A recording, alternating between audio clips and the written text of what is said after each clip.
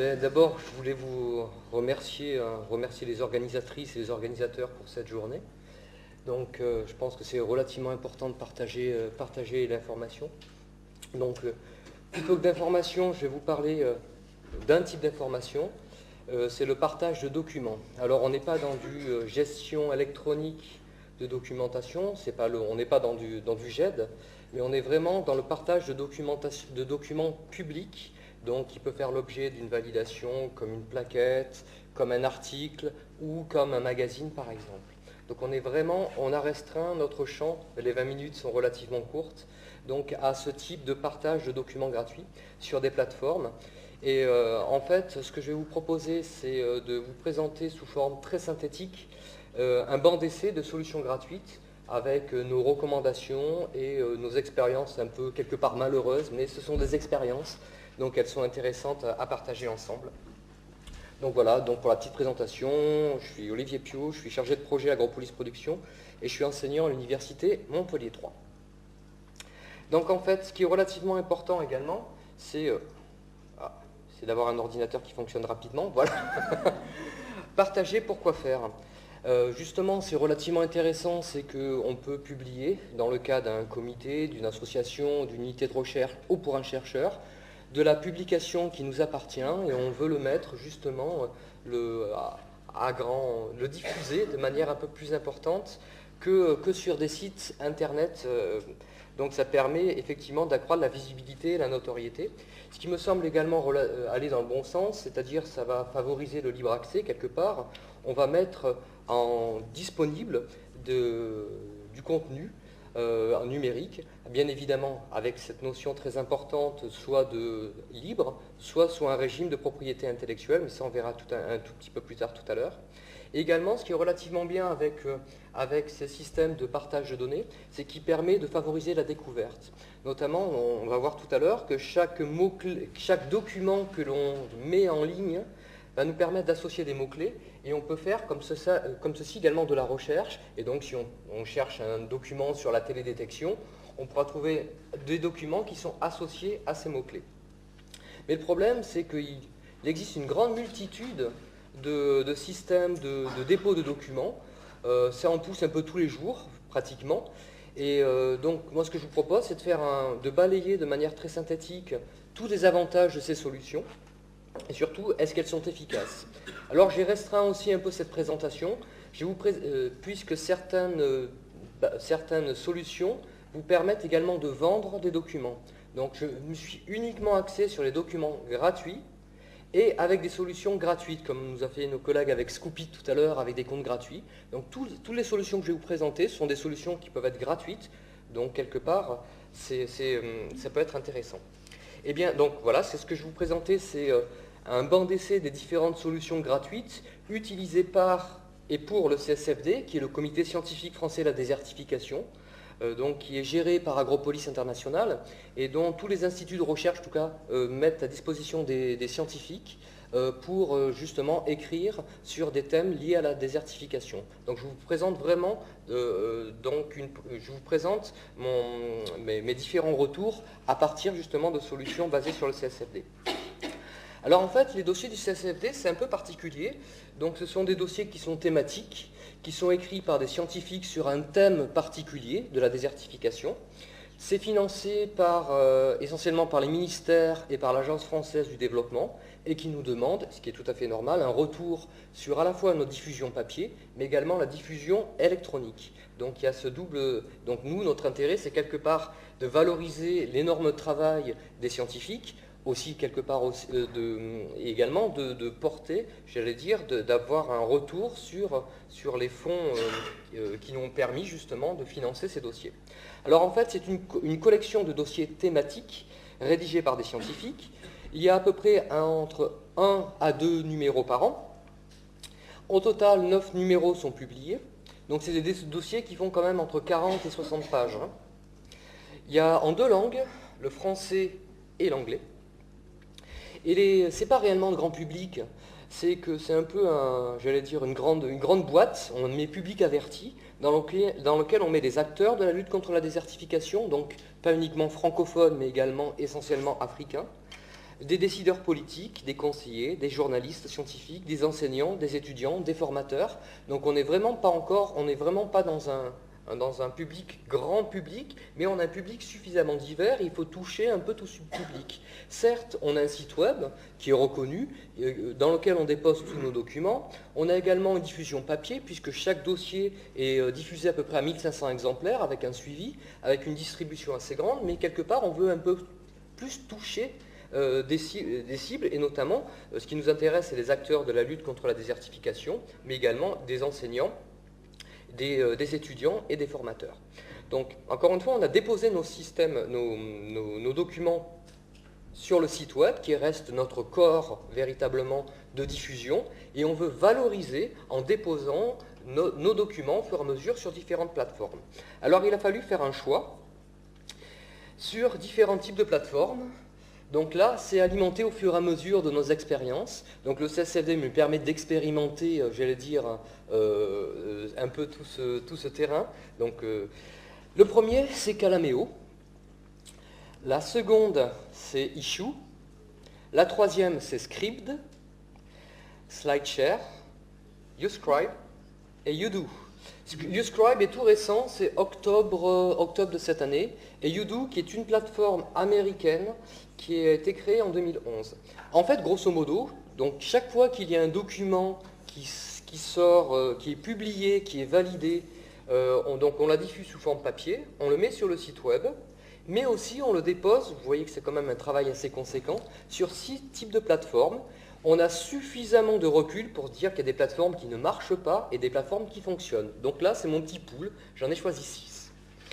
Et donc, c'est ce que je vais vous présenter tout de suite.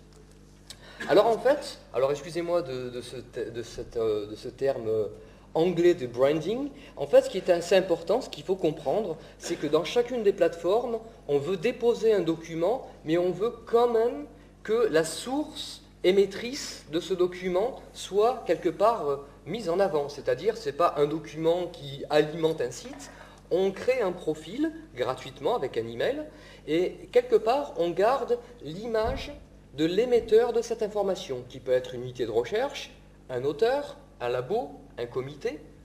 Donc voilà, donc là c'est une petite capture d'écran, c'est sur SlideShare, le CSFD, et vous voyez qu'en fait on a quelque chose qui ressemble un peu à un Facebook institutionnel, dans lequel on a le nom, on a également tout un tas d'informations, c'est ce que je vais vous proposer de manière un peu thématique.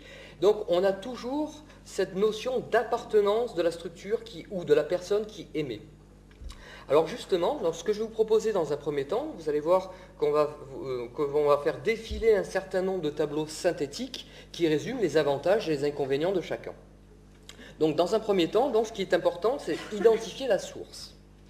Alors le premier tableau que je vous présente, il y a un code couleur, donc Calameo, Issuu, etc. Chaque fois vous voyez avec une différente couleur. Il y a des petites croix. Les verts, c'est que ça correspond grosso modo à un critère, ça remplit le critère. Rouge, c'est que ça ne le remplit pas. Et orange, c'est entre les deux. Ce qui est important, effectivement, c'est cette notion d'appartenance. La notion d'appartenance passe par le choix de l'URL. C'est-à-dire, pour moi, dans un site, je vois issuu.com/csfd, il y a une notion d'appartenance assez importante. Ou issuu.com/agropolis, ça me semble important de signaler. En fait, on voit qu'il y a deux structures, deux plateformes ne permettent pas de donner une identification forte à la plateforme. Ce sont Calameo et Udo qui proposent un numéro absolument abscon de profil /1237, etc. Donc quelque part, cette notion d'appartenance n'apparaît pas dans l'adresse. Chacune permet de diffuser un logo, une photo, en tout cas, qui permet d'identifier de personnaliser quelque part l'adresse. Et c'est là où on commence à avoir des grandes difficultés, c'est l'organisation. L'organisation qui peut être généralement association, etc. On n'a pas dans notre domaine scientifique chercheurs, unités de recherche, institutions. On est généralement dans du non gouvernemental ou du non-profit. Il y a une inadéquation entre nos demandes quelque part et ce qui nous présente. D'ailleurs, c'est à titre d'information également, on peut créer un compte personnel ou un compte non personnel, dit business. Et ce qui est assez amusant, c'est que parfois on trouve j'allais dire, quelque part des éléments un peu surprenants, puisque en créant le compte du CSFD, hein, on m'a demandé quel était le sexe. Alors j'ai eu un problème. Alors je me suis dit, comité, ça ressemble à Timothée, ça sera un garçon. En revanche, pour les filles, pour Agropolis, Margopolis, allez hop, ça sera une fille. Non, tout ça pour vous dire qu'on a un problème, effectivement, par rapport à cette idéquation. Bon, le sexe, ça me semble effectivement un peu particulier, mais que ce soit dans l'organisation et pire dans le secteur, alors c'est généralement science, c'est pas une granulométrie très fine. Donc on se retrouve toujours à être finalement dans l'autre, ou alors dans non gouvernemental, c'est un peu fourre-tout, et ce qui est un peu dommage. Et vous voyez que le secteur, finalement, il n'y a que SlideShare qui est relativement intéressant pour nous proposer justement un secteur un peu plus précis. Tous nous permettent de mettre un petit descriptif, ça va de 200 mots à 4000 mots pour certains, pour nous dire l'unité de recherche fait ça, le comité de scientifiques permet de faire ça. L'adresse, c'est l'adresse physique. Ça me semble important que l'adresse physique puisse être mise directement sur le profil. Généralement, c'est uniquement la ville ou le pays. Et il n'y a que SlideShare qui nous permet de mettre l'adresse physique. Les sites web, donc on peut promouvoir tous les sites web, etc. Donc à partir de là, on peut faire un lien quand même vers le site de l'INRA, vers le site du comité, etc. Et c'est surtout, moi, ce qui me manque un peu, c'est effectivement les mots-clés. Donc les mots-clés sont bien pratiques pour décrire quelque part notre champ d'activité. Et vous voyez qu'il y en a un qui encore, vous allez voir, qui se détache en permanence, c'est SlideShare, qui nous permet de mettre les mots-clés pour décrire notre institut. L'aspect social me semble important. L'aspect social, c'est à la fois le système following-follower, je suis, donc on peut créer une communauté assez importante, mais également on peut faire des commentaires. Ça me semble important qu'on puisse déposer des commentaires sur des documents ou sur une question relative, alors qu'ALMEO, lui, est très particulier, pas de mots-clés, rien du tout. Donc c'est service minimum. Et les autres, les différentes solutions nous permettent de le faire avec Udoo, qui lui ne nous permet pas de créer une communauté. Si on parle bien évidemment de documents, quels documents puis-je déposer? Je vous ai fait donc un tableau récapitulatif sur les différents formats acceptés pour déposer un document. Alors il n'y a que du vert de partout, sauf un petit marron. En fait, ce qui est relativement intéressant, c'est que quelles que soient les solutions, Calameo, Issue, etc., nous permet de déposer des PDF. Donc c'est relativement intéressant, avec une grosse contrainte pour Udoo, qui est la plateforme américaine, qui demande un travail de dépôt sur des PDF avec notamment une résolution du 200 dpi, etc., etc. Donc ils demandent de régénérer un PDF adapté à leurs contraintes, qui pour moi, véritablement, on n'est pas du tout dans quelque chose d'opérationnel, puisqu'il faut régénérer un document spécialement pour Udoo. Vous voyez qu'en fait, que ce soit un document de type doc, Excel, ou en règle générale, le doc et le PowerPoint sont acceptés. Et également, ils se sont ouverts depuis peu à tout ce qui est OpenOffice, donc qui va dans le bon sens également, que ce soit sous forme d'équivalent de Word, d'Excel et de PowerPoint. Et SlideShare est relativement sympathique, c'est le seul, à mon sens, qui permet de déposer tout un tas de documents issus de la suite Works d'Apple. Donc ça nous permet de déposer également des documents. Et vous voyez qu'on n'est pas limité dans les tailles, en tout cas, c'est des tailles relativement importantes. On peut déposer des fichiers qui sont relativement importants, avec Udoo en particulier, 150 mégas. Donc on est quand même on peut déposer quand même un certain nombre de documents. Là, ce n'est pas l'espace alloué pour votre profil, c'est l'espace alloué au document. Donc vous pouvez multiplier ça par 10, par 20, par 30. Il ne semble pas qu'il y ait de limite au dépôt de documents.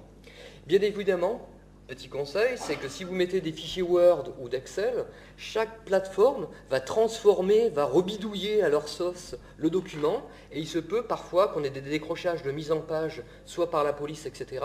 De toute façon, ça veut dire que de manière générale, on privilégiera le PDF à tout type de document. Alors ensuite, ce qui est relativement important, c'est ce qui va nous intéresser justement, c'est quels sont les champs que l'on peut fournir pour déposer un document. Parce que ce n'est pas tout déposer un simple PDF, il faut, comme disaient nos collègues précédemment, donner quelque part, à la fois bien évidemment le titre, un descriptif, mais quelque part l'envie de cliquer sur ce document qui est présent. Donc en fait, c'est là où on a une très très grande hétérogénéité. Chacune des solutions nous permet de déposer un titre, ce qui me semble relativement normal, avec plus ou moins de nombre de caractères. Et là, stupeur et tremblement, comme dirait une certaine autombe, il n'y en a qu'une seule plateforme qui a la notion d'auteur et de co-auteur, c'est Uscribe, qui est la seule plateforme française. Autrement dit, pour un document, ce qui est relativement choquant quelque part dans un document, c'est on a un titre, on a un descriptif, et les auteurs sont relayés en bref dans le descriptif. Donc il n'y a que Uscribe qui permet effectivement d'avoir une notion d'auteur, de co-auteur, avec le nom, le prénom, vraiment très bien fait. Donc là, pour le moment, Uscribe, qui est tout nouveau, ça va être à mon avis une plateforme en devenir pour ce domaine-là. On peut mettre bien évidemment un petit descriptif. Le choix de la langue me semble important, surtout comme on l'avait dit pour le CSFD, puisqu'il y a 2 langues. Alors tous nous proposent de choisir la langue. Il n'y a que Calameo qui, lui, va analyser le texte et va nous mettre la bonne langue. Sauf que si on a un document en 2 langues, je ne sais pas comment il va agir. Donc, souci. Donc, j'ai pas plus creusé pour Calameo. Et Udo, qui est une structure donc américaine, nous propose, en fait, la langue, lui, a priori, c'est que l'anglais. Même si on peut mettre des documents en français, dans une autre langue, c'est l'anglais. Les thèmes, c'est relativement intéressant, c'est comment on peut définir comment on peut définir notre document. Donc ça appartient à un certain nombre de thèmes, à un certain nombre de catégories. Et hélas, alors ce que j'appelle les thèmes, c'est vraiment la ressource agronomie, agriculture, méthode, etc. On est dans des choix relativement fermés et on est toujours confronté à trouver le moins pire, hein, quelque part, des solutions. Donc c'est pas forcément non plus adapté. Les catégories, c'est le type de document. Est-ce que c'est une thèse, une bande dessinée? Est-ce que c'est un rapport d'activité? Est-ce que c'est un support de formation?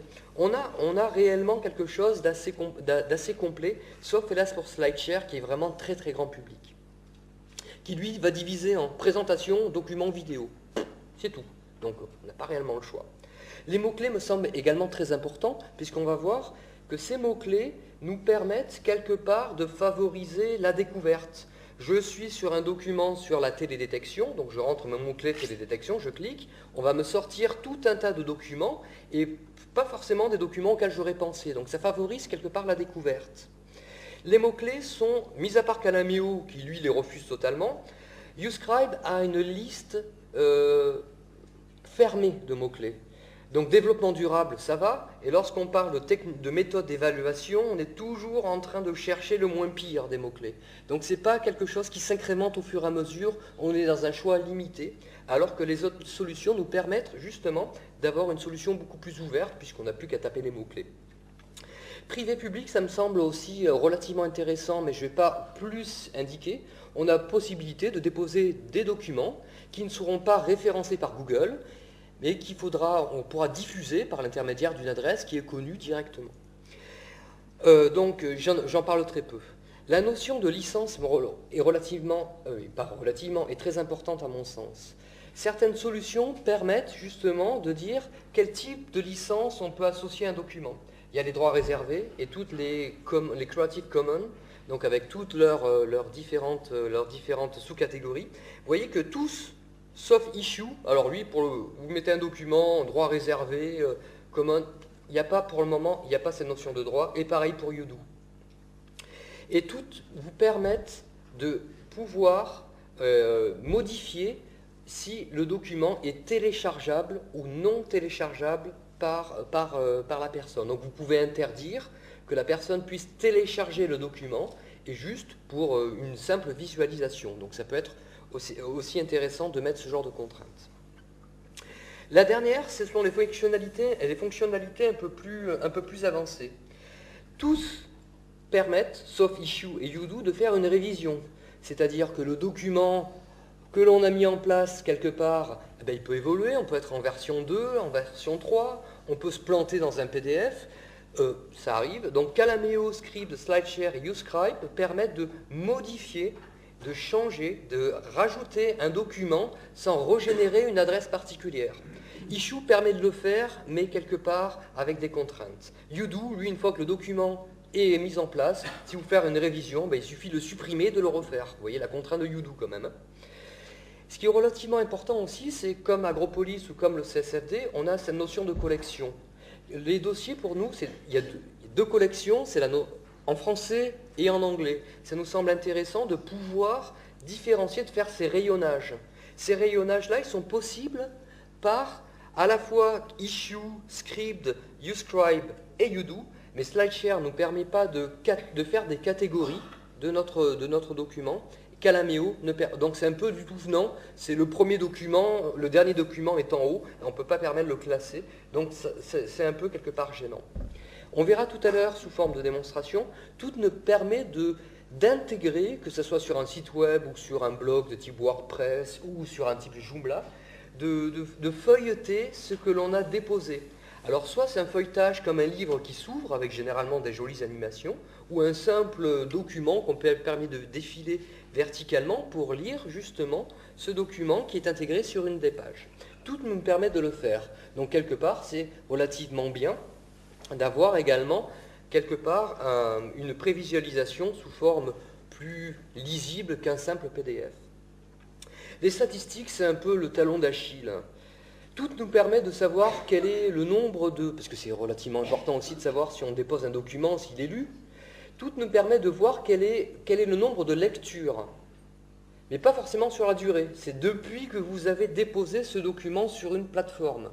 Donc vous, finalement, vous avez 2000, 3000, 5000, mais depuis le départ, vous n'avez pas si c'est sur une période, etc. Donc c'est tout ce que j'ai mis à droite sur les vues qui sont un peu marron. Il y a ce que Scribe qui nous permet d'avoir des statistiques beaucoup plus précises sur une période donnée, sur le pays. Donc on peut avoir des retours assez fins, une granulométrie assez fine des statistiques pour savoir qui finalement consulte notre document. Issuu commence d'ailleurs un peu à s'y mettre avec des statistiques un peu plus détaillées sur une période de temps. Dans les divers, Uscribe et Udoo permettent d'associer une vente. Alors, donc, je n'ai pas du tout expérimenté ça, ce n'est pas du tout le cas du CSFD, il est possible de vendre un document. Ce qui est relativement sympathique dans Calameo, c'est de pouvoir faire éventuellement une table des matières, mais hélas, elle est manuelle, donc on peut faire une table des matières pour un gros document, alors que Scribd permet automatiquement de faire un chapitrage. Donc il va analyser le PDF, il va analyser le sommaire et va vous proposer directement le contenu pour voir, effectivement, plutôt que de cliquer, de voir directement le contenu d'un document.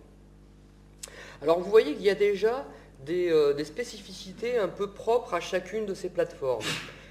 Udoo et Calameo, on va le voir, ce ne sont pas deux plateformes qui me semblent relativement intéressantes.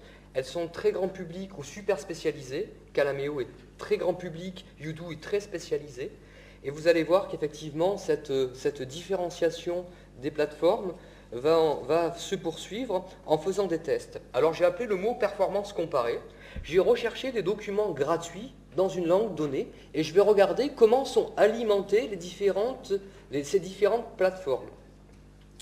Alors donc sur Calameo, Issuu, Scribd, SlideShare, Uscribe et Udoo. Donc en français et en anglais. Donc j'ai cherché le mot agronomie et je vais regarder le nombre de documents déposés dans chacune des plateformes. Alors, Udoo, pas fameux pour le français. Vous voyez que déjà il y a une grande différence. Alors c'est du tout venant, ça peut être une feuille, hein. Ça peut être aussi un document plus important, ça peut être une thèse, ça peut être une bande dessinée où il y a le mot agronomie. Hein. Je n'ai pas fait une granulométrie très précise. Mais on voit déjà que de manière générale, dans les thématiques qui nous concernent, on voit que les plateformes ne répondent pas forcément de la même manière. On voit effectivement que c'est Issuu dans lequel on a le maximum d'informations. Ce n'est pas pour autant dire que c'est l'information pertinente, mais c'est juste en termes de performance. Et si on fait exactement la même chose en anglais, on s'aperçoit que sur une thématique particulière, on a de manière générale plus de documents en anglais qu'en français. C'est relativement étonnant, c'est pas étonnant, mais en tout cas on constate, et on s'aperçoit que même agronomie en Udoo, alors lui, l'agronomie ça l'intéresse pas forcément, en tout cas, il n'y a pas forcément beaucoup de documents, et vous voyez que Calameo, en français ou en anglais, c'est de l'ordre vraiment, c'est de l'ordre anecdotique. On va continuer non pas sur un document, sur une thème, mais sur une recherche un peu plus pointue comme la télédétection. Alors sur la télédétection, on est relativement peu. Alors script, pourquoi plus 500? Parce qu'en fait, il se bloque aux 500 premières requêtes. Donc il y en a peut-être 5000, 50 000 ou 5 millions ou 5 milliards, je ne sais pas. Mais en tout cas, il est bloqué à plus 500. On voit effectivement que, y compris sur des thèmes précis, comme la télédétection, on n'est pas sur une grande thématique, Calameo et Udo, ils sont vraiment dans les choux, et SlideShare relativement peu important. En revanche, sur Remote Sensing, important, sur SlideShare et dans Issue. Donc SlideShare vous permet également de déposer des PowerPoints. Et ce qui est relativement important, c'est qu'effectivement, ils répondent bien quand c'est sur une thématique précise comme ceci. Et on voit qu'effectivement, Calameo est encore dans les choux, et Udo commence à répondre avec 416 documents. Donc on voit déjà la première disparité, c'est autant mettre un document là où on a de chances d'être vu. Donc ça me semble important. Je n'ai pas de solution clé en main, tout dépendra de votre thématique et de ce que vous déposez. Mais en tout cas, au regard du CSFD, il me semble que ce soit Calameo et Udo, ça ne correspond pas forcément à des thèmes qui sont, j'allais dire,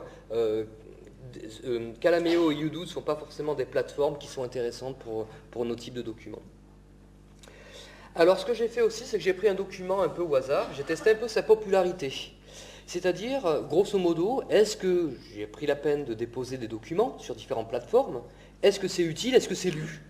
Alors c'est à titre informatif, parce que ce sont des statistiques cumulées, c'est-à-dire depuis le moment où j'ai déposé le document, sachant que je n'ai pas déposé des documents au même moment.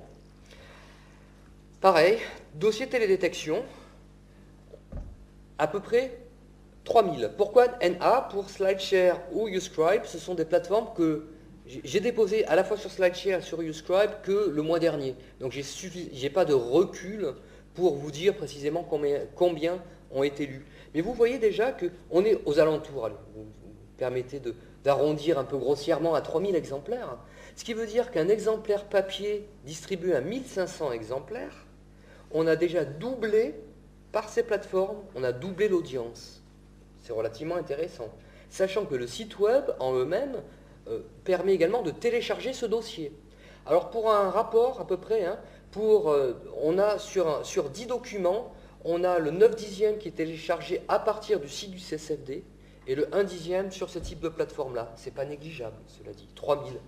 En français, donc ça nous donne ce type-là, ces résultats-là, pardon. Et voilà, en français, pardon, sur la gauche. Et en anglais, on est aux alentours de 1000. En moyenne, j'ai fait une petite moyenne, on tourne autour de 1000 par document en anglais. Et on tourne entre 1500 et 2000 pour un document en français pour le CSFD. Encore une fois, c'est un public assez pointu. Donc je pense que ce sont des chiffres qui sont notamment à souligner et qui montrent l'importance de ce type de plateforme. Ensuite, par rapport au référencement Google, ce qui est relativement intéressant, que si vous déposez un document, c'est quelque part, on puisse le découvrir par ce système de découverte par mots-clés, mais également pour voir s'ils sont référencés par Google. Alors là, ce que je vais vous proposer, c'est que j'ai fait 3 recherches en français, 3 recherches en anglais.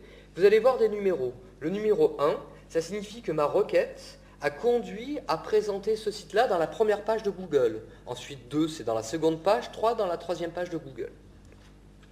Et vous voyez que finalement, donc combattre l'érosion éolienne, c'est le nom d'un dossier du CSFD. On s'aperçoit que, bien évidemment, c'est le site du CSFD qui est le site officiel qui va répondre le plus, hein, mais on s'aperçoit que les moteurs de recherche aiment bien ce type de plateforme-là, quelque part. Et on voit que ce soit les dossiers du CSFD ou en français ou en anglais, donc les 3 derniers, c'est la consultation de google.com, uniquement en version anglaise, et les 3 premiers, c'est sur la version française. On s'aperçoit qu'effectivement, ils sont bien référencés, et vous voyez qu'en fait, bizarrement, Udo est très très bien référencé pour nos documents, mais il n'est pas consulté. Premier truc. Donc c'est pas, et on verra dans les conclusions, hein, donc quelque part, les moteurs de recherche aiment bien fouiner dans ce type de banque de données, mais en revanche, on s'aperçoit que c'est pas forcément être visible d'un moteur de recherche, c'est pas forcément une popularité du document. Je vais vous présenter ensuite sous forme de très simplement, 3 solutions que j'ai retenues. Ce que je peux vous dire en termes de conclusion et de recommandations, c'est d'une part, en première expérience, être visible d'un moteur de recherche n'est pas forcément synonyme de popularité pour un document déposé. Ce n'est pas parce que vous avez déposé vos documents sur Issue sur Google qu'il sera consulté. Première règle. La seconde règle, c'est que le choix d'une plateforme dépend du type du document et surtout de sa cible. On l'avait vu dans les grandes thématiques. Et notamment, c'est peu ou très peu de la langue utilisée, puisque toutes les plateformes, mis à part Udou, nous permettent de jouer sur les langues français, anglais, espagnol, sur toutes les langues. Ensuite, pour moi, il me semble, par l'expérience, qu'il y a trois qui sont des valeurs sûres, que sont Issue, Scribd et SlideShare. Chaque fois avec des points, j'allais dire, des avantages séparés. Le Issue me semble intéressant, on va le voir tout à l'heure sur un Internet Explorer, ça l'effet waouh, c'est-à-dire que lorsque l'on dépose un document, on peut tourner des pages comme un livre. Quelque part, on valorise le type de document. Scribd a une notion un peu particulière, un peu plus scientifique. Et SlideShare, c'est pour son efficacité, sa redoutable efficacité pour déposer des documents, ça va très très très vite. Il y a un gros outsider, c'est notamment par cette approche, notamment par les auteurs, c'est YouScribe. C'est tout récent, ils ont levé des fonds il y a peu de temps en France. Donc c'est une notion documentaliste, il y a la notion de thèse, de document, de catégorie, d'auteur, de mots-clés, de révision, qui me semble adaptée. C'est un outsider, on n'a pas suffisamment de recul pour adopter justement une plateforme plutôt qu'une autre. En tout cas, elle ne peut pas concurrencer en tant que telle les autres plateformes. Peu efficace, c'est Calameo, qui lui ouvertement trop grand public. Oui, on peut trouver facilement tout un tas de documents pour préparer son voyage en Turquie ou en Grèce ou des recettes de cuisine. Mais en ce qui concerne la thématique scientifique, il y a relativement peu de choses. Udou. Grosso modo, j'étais très content on était le premier francophone à ouvrir un compte. Donc j'étais tout content de déposer mes documents, sauf que ça ne marchait pas. Donc avec le service technique, je ne comprenais pas pourquoi mes PDF, bref. Donc ils ont été réactifs, il a fallu que je régénère tous les PDF. Le moteur de recherche est inefficace, puisque j'arrive même pas à retrouver mes propres documents. Et le pire que tout, c'est que Udou, alors j'espère que personne de Udou nous écoute en streaming, cela dit, mais le pire de Udou, c'est que si vos documents n'est pas consulté, Zou poubelle, supprimé. Donc, autrement dit, c'est pas forcément des plus sympathiques. Donc, Udou, je l'exclus pour les documents en français, en anglais, ça reste à voir. Sur les sciences dures, ça reste à voir. Je ne suis pas convaincu dans le cas du CSFD. Et Calameo, excusez-moi l'expression, encore désolé pour monsieur, madame Calameo qui nous écouterait. Calameo, ça ressemble un peu à calamité, c'est vraiment le cas. Il y a de la pub de partout, on ne sait pas cliquer, il n'y a pas de mots-clés, c'est un joyeux bazar. Bref, il a été décidé que le CSFD allait partir de Calameo de Udou, l'expérience n'est pas du tout favorable. Mais il n'empêche que les plateformes de partage de documents, c'est vraiment un moyen extraordinaire pour vous en tant que lecteur de faire une veille par ce système de mots-clés. Donc on peut retrouver vraiment de la documentation intéressante. Ça permet de consulter un fonds documentaire thématique, donc autant l'alimenter de faire se peut. Le coût est minime, puisque tout ce que je vous ai indiqué maintenant, c'est zéro, mis à part le coût de la personne qui a déposé, le coût de la maintenance, de déposer le document. Donc le coût est minime, le bénéfice élevé, c'est quelque part vous développez votre audience sur le site, sur un document. Agropolis a fait le pari également pour Issue, pour tous les dossiers d'Agropolis, avec des chiffres très importants également. Et c'est complémentaire d'une diffusion classique, que ce soit un document papier ou un site web. Il suffit d'ouvrir un compte avec un simple courriel, un simple mot de passe pour pouvoir créer automatiquement un document. Et ça me semble vraiment complémentaire d'une diffusion classique d'un site papier. Et c'est surtout, je pense, de manière générale, c'est à intégrer vraiment dans une stratégie de communication, toutes ces plateformes de partage web 2.0. C'est, comme disaient les personnes précédemment, justement, les Twitter, les Scoopit, etc., rentrent vraiment maintenant dans le système universitaire, mais je pense aussi quelque part que pour valoriser un master, excusez-moi, ou un mémoire de licence, ça peut être intéressant également aux étudiants de pouvoir gérer leur propre diffusion, mais également aussi à des chercheurs ou à une unité de recherche de pouvoir déposer des newsletters ou également donc des documents. Donc en un mot, Donc voici les différentes adresses, vous trouverez tout ça bien évidemment sur le PowerPoint qui sera téléchargé sur un SlideShare ou sur les différentes... Donc je joue au jeu également, hein, je déposerai donc mes différents documents, justement ces documents avec les différentes adresses. Et en un mot, comme un seul, je pense que le mot d'ordre c'est vraiment partageons. Donc je devrais remercier vraiment le CSFD qui m'a permis d'expérimenter toutes ces plateformes-là. Donc, et également, donc, ça permet aux financeurs quelque part d'être ravis que ces documents sont aussi diffusés sous forme papier et également donc, sous forme électronique. Et donc je finirai juste par une petite présentation. Donc voilà un compte issue du CSFD.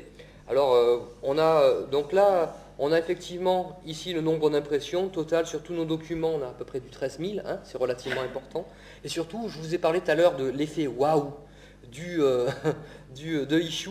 Voilà ce que ça donne. Donc dès qu'on dépose un document, donc alors j'espère que mon portable va le supporter, je vais mettre en plein écran pour voir. Ça vous permet effectivement d'avoir un effet donc le plein écran, voilà. Donc ça vous permet de lire en ligne et de pouvoir un peu tourner un peu les pages comme un ouvrage.